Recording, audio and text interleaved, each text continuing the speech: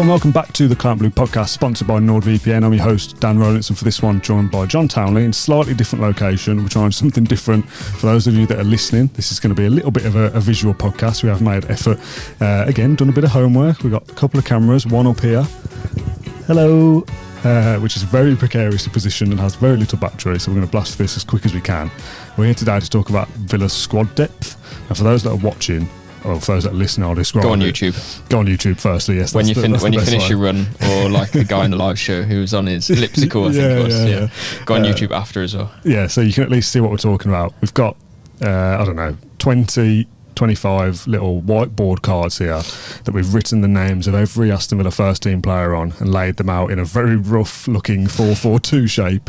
But if you can visualise it for a second, we've kind of got the first choice of each position is on the top with their kind of understudy underneath them. So you've got Kamara and Tielemans as your starting two, with Enzo and Barkley underneath them.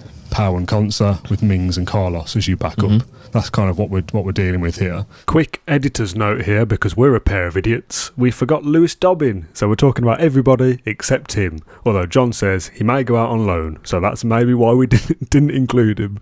Let's go with that. Just looking at it, John, it looks pretty good, I think. We got too many players, basically. Yeah, especially on that left-hand side. Yeah. I'd like to have like 10 defenders like we have on the pitch now. Yeah, like Duran, for example, could leave, but if he leaves, another striker would come in, or a forward. Yeah. Cash, for example, if someone meets his valuation, he could leave, and then another right back would probably come in.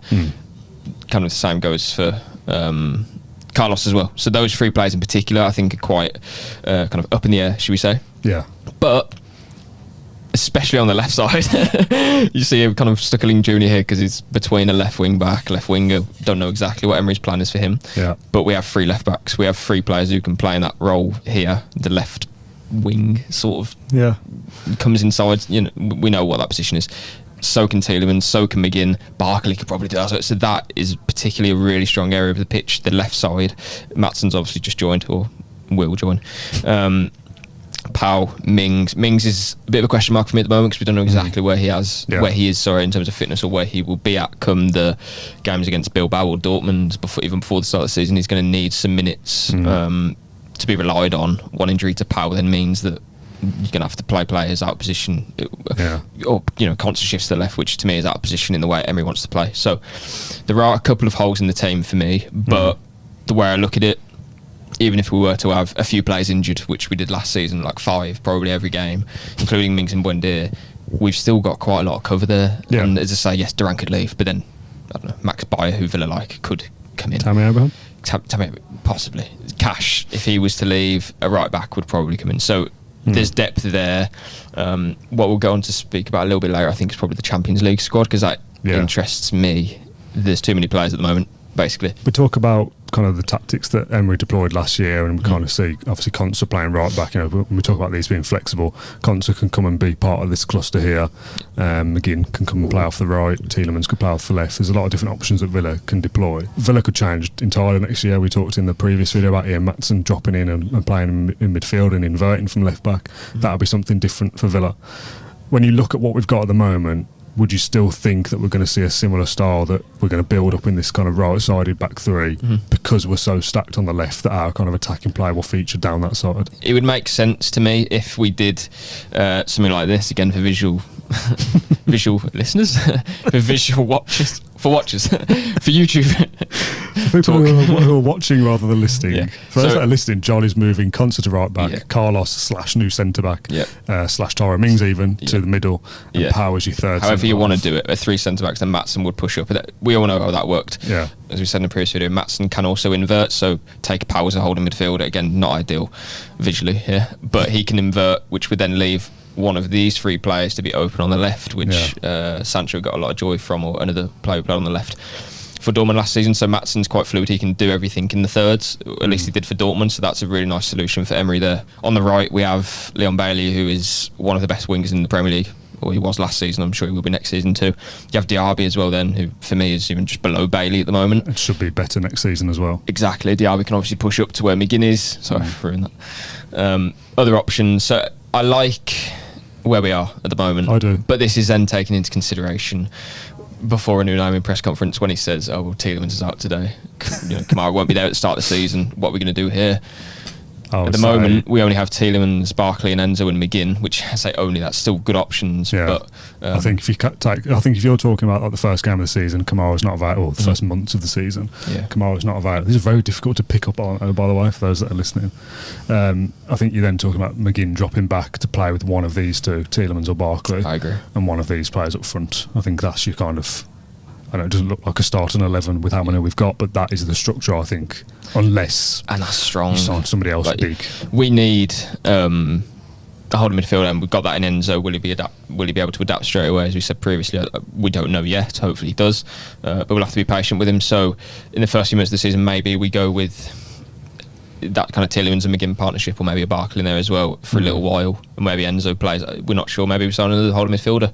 Don't know. But what we do know is that the squad is full, pretty much. I haven't counted, but I think we're about 24 players, if I'm not mistaken. 24. Come on, good maths. So that's one off. Plus these 5 here. Yeah. So on there we have Chambers, Kessler, Hayden, Sosa, Sinisalo, and Dendonka. I don't expect any of them to be. Cameron Archer could be on here as well. He also won't be here. Yeah. So we have 24 players out of 25 for the Premier League. The Premier League rules are you need 8 homegrown. Villa will tick that off easily. Yeah. I won't go through it, but I think it's like 11 or 12 even here. Of the players that we've got, we're kind of talking about left back being stacked. We don't need 3 left backs and Ealing Jr. One of these is going to have to leave, whether we like it or not. I think we can take Moreno. I think Moreno is probably going to be the one. So you've got now 24 players here. So for the Premier League squad perspective, that would be fine. You can have that many, all good. You could add Conor Gallagher into that and still be fine. Whatever it is. As we said before, if Cash was to leave, that's one less, but we'd add one back in. Yeah. So from a numbers perspective, that's kind of your Premier League squad as it stands. Yeah. Champions League squad's a little bit different. Yeah. So Champions League squad at the moment, we are over the amount in terms of this. So Premier League rules is 8 homegrown players. We're fine for that. Champions League rules is you need 4 club trained. So Jacob Ramsey is 1. He is the only one. You could add Kessler Hayden, you could add someone else. Yeah. But they're going to play. Well, you can't now. But are they going to play? No. And they could be listed in list B if they are under the age of 21, I think. So Ramsey is the only. So basically, you're looking at a squad of 21 plus your club trained players, of which we have 1. Yeah. Really. So Ramsey is that. So our Champions League squad will be 22. We've got too many. We have too many. So the first thing I'd do is take away a goalkeeper. Yeah. Because one of these could be sold. Olsen could be sold anyway. Yeah. So we'll leave Olsen there for now. You need at least 2 goalkeepers on your first squad. Yeah. Then you can count on how many goalkeepers you like in your list B. So if Villa did have a crisis where both goalkeepers got injured, you could depend on James Wright. Or, not ideal. But that I think is the most obvious change to make. Now Villa are left with a situation where they're going to have to take out one player that they would like to have, or as we said before, one slot. I think we have 2 strikers, 2 right backs. If it's these people specifically, it doesn't really matter. They will want 2 in each position. That left side is where you're looking at it being quite heavy. Junior miss out. I think Costa's there, isn't he? Forgot him. So you would so no Costa in the Champions League squad. But he might live on loan anyway in the summer. Yeah, true. But then surely there will be another right back. Not so sure. Because I think Consta could still be the first choice right back anyway. Then you need a centre half.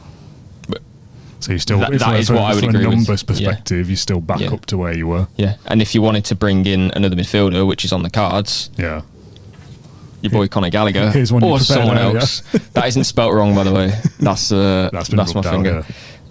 If that happens, then we're over the amount again. So there are some key decisions to make. What I thought is Costa would come out again, could leave on loan. That leaves us. This is with a midfielder, by the way. So that would leave us with.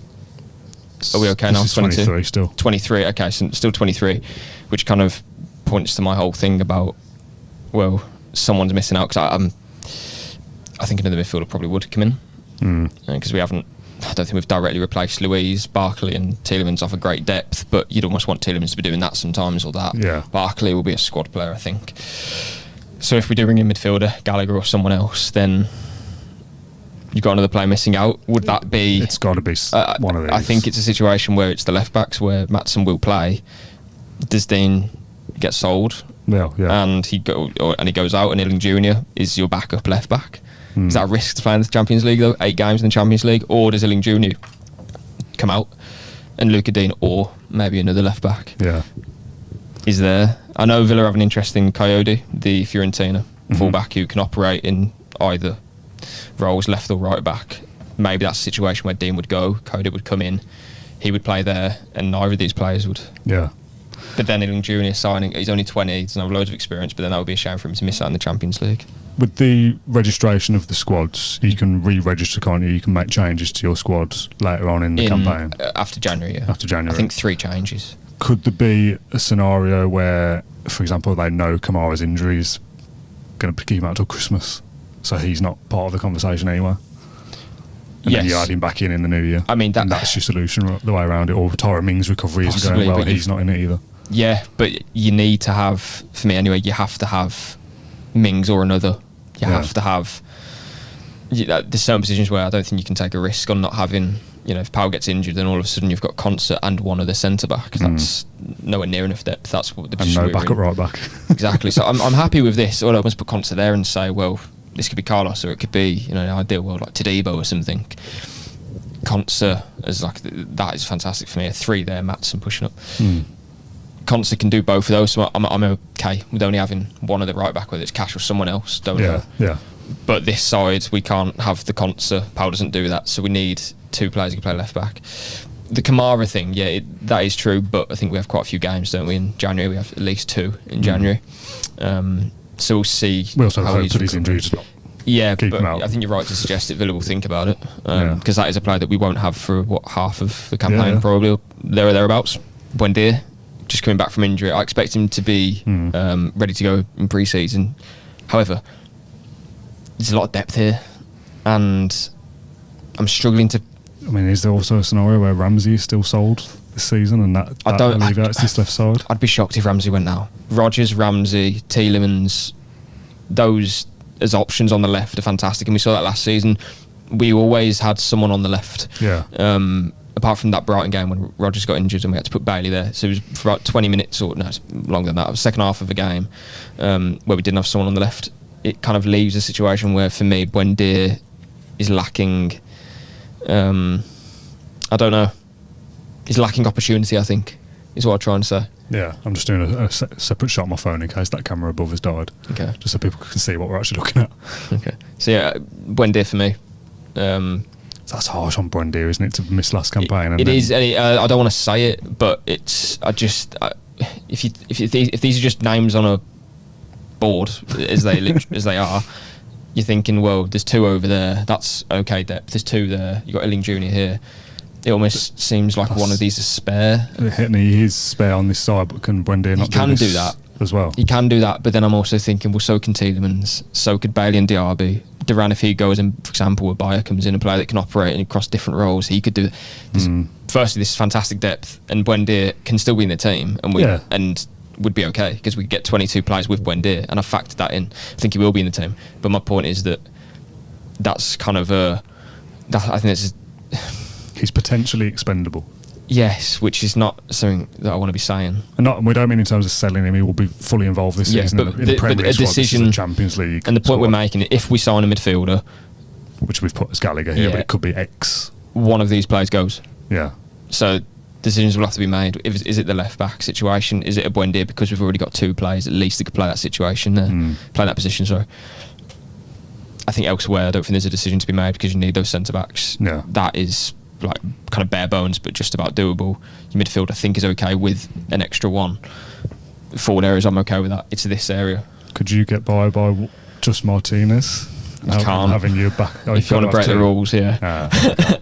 There's so many players that can play in this all looks positions. very scattered, but you're right. Like 1 injury or 2 injuries, 3 injuries, 4 injuries. If they're in the positions where you'd not want them, but you know what I mean. If you take some players out, yes, it leaves only a few, but I feel like there's no weak link in the team, is what I'm trying to say. Yeah. We don't have a situation where the left back, we've got a kid as the backup, or at centre back, anywhere else.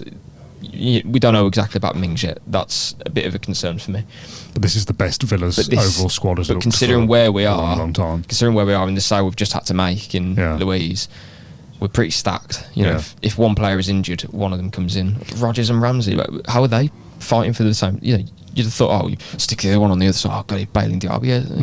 You know, there's a lot of competition. Yeah, there's a lot of games. Hopefully, a couple of places where you could talk about quality. You could say that if AC Milan want cash for 30 million, that allows us to spend much more on a right back. That's an interesting one, isn't it? Duran, if he went, I mean, again, you're not talking about here. We're going, we'll get rid of cash. He'll be worth 3 or 4 million. We'll get rid of Duran. He's a kid. That could bring us 60, 70 million. And if valuations are to be believed, the Villa can spend heavy in those positions, and all of a sudden you've got a better right back than cash, a better backup option than Duran, and the squad then is not just there for depth. It's quality everywhere as well. Yeah, and that's an interesting situation because if cash was to leave and we bring someone who's ready to play every game as such. What happens with Carlos then? Do we then go after a new centre back to keep? You know, it's a lot of food for thought, but thankfully we're not the ones making the decisions. But I like to look at it visually and think, where are we and what have we got? Because there's a lot of depth that we're working with now, and this is. And as we said, this is just a Champions League squad. You can chuck Costa back in here because he may obviously leave on loan, like we've said, but. There's players in certain positions where we will have a slight bit more depth, in the Premier League. Costa could stay for the Premier League team, and he won't make the Champions League team, and I don't think he'll be kicking up a fuss if he's, but alone I think would probably most likely potentially. He's only 18 still, but loads of depth and But what I would also say is that if Villa are going to sign players, apart from maybe one midfielder, it's going to have to be after selling or with a view of selling, because you can't bring in another striker because then and having two players. Exactly. The depth is there. Just from a visual perspective, do you want to tidy this up and pick out a starting 11? Can do, let's do it. By the way of transition, we've moved into a starting 11 here. I'll read it for those that are listening. Martinez in goal, Cash right back / new right back. I think it's probably fair to say. Konsa and Powell as your centre-half pairing with Ian Matson at left back. We have Kamara in the middle, who's obviously injured, but in a strongest 11, he starts. If this is a cup final, this is the team we pick. We have Tielemans as his central midfield partner, but again, you could argue that's a new midfielder.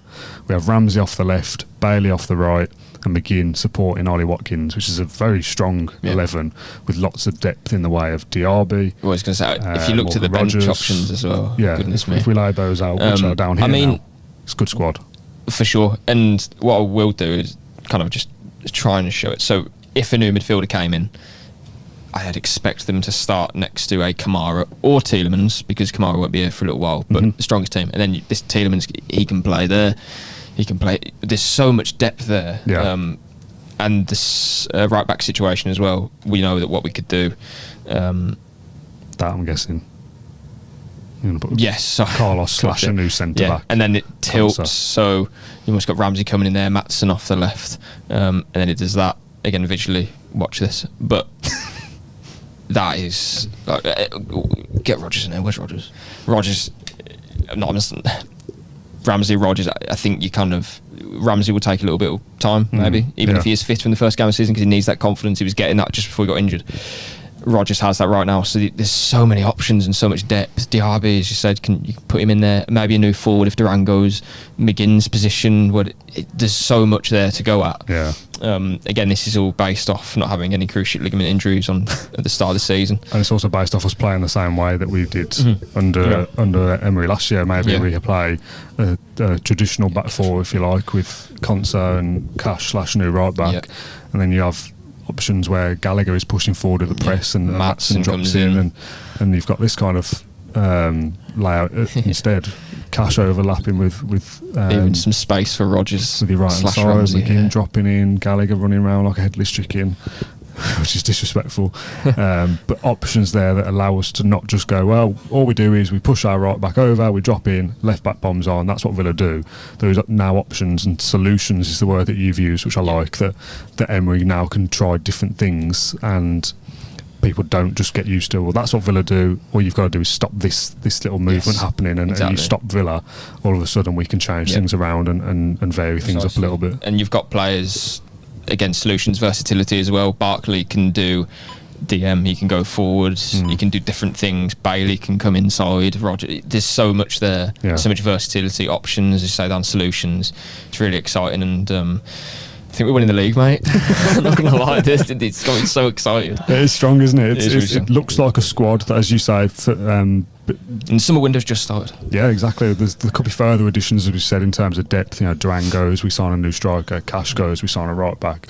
Whatever it is, you look at the squad that we've got here and hope that, again, touch wood, no massive injuries come to key players, Martinez or Watkins or Powell or whoever. This squad is capable of finishing in the top 4 again. Well, that's it. That's why I just put Tielemans over your man Gallagher there, because even with this, with no additions, maybe you could put Barkley, or let's put Barkley ahead of Kamara for now, and invert Maatsen a little bit. So as we were just then, that in itself, which is all the players we've got right now, is very strong. Yeah. Like, Carlos maybe, but Ramsey, Diaby. Exactly. There's so much there, and the players here as well. There's a lot to go at. So we said in the previous video, if the league started in 2 weeks, thankfully it doesn't.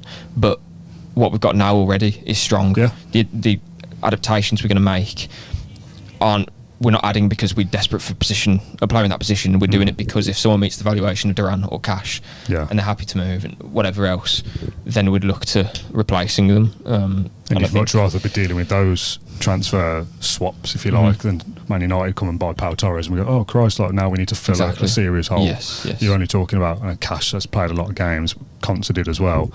Cash and Duran are your sales, and you bring in 50 odd million. Again, we talked about it before, that's business, that's football working in the way it's intended to, that you're not losing these big guys, Powell, Martinez. If you're losing those, you're in a real pickle then, to say the least. So it's kind of finding value and improving players. Matty Cash wasn't worth 30 million a few years ago. John Duran was only worth 18 when we signed him. So if we get bigger fees for those this window or next, that's football, isn't it? Yeah, it's very exciting. There's a lot of depth there, a lot of quality. We're in a really good position considering we were the club who had to sell players and we had PSR at the door and stuff. It's really good position to be in. So well done to Unai, Nassef, Wes. Now I've got to get them ticking on the pitch. Amonchi, yeah, absolutely. Okay, right, we'll call it a day there, John. I know you were very excited about this video, and I've enjoyed chatting with you about it. It's just nice to see it. It's nice, isn't it, to lay it out properly? You sent me on an Excel spreadsheet. It's not quite the same. 20 minutes after you come back from your Mediterranean voyage. Yeah, I was straight on it already. I want to do this video about squad depth. I was going to be a break. I only just got back through the door. But no, great to catch up as always. We've done plenty of videos over the last couple of days. Hopefully you've enjoyed watching or listening to them on the podcast feed. Next week we'll do a Q&A, so if you want to ask any questions, you can do so in the YouTube comments on this one. John, thanks for joining me as always. Thanks to you for watching or listening, and we'll see you next week.